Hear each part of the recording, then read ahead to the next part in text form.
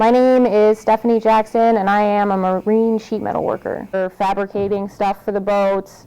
I fabricated, there's little things that they hang the hoses for if there's a fire on.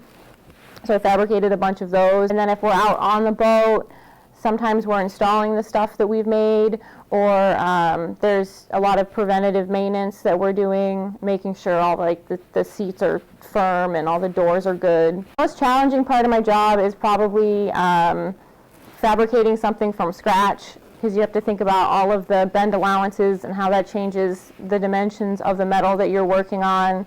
So there's a lot of math and there's a lot of thinking of taking, a flat piece of metal and making it into like a three-dimensional object. What I like to do outside of work is play video games.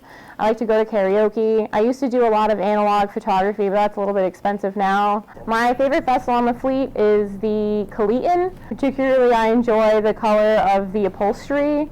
It's a nice light blue.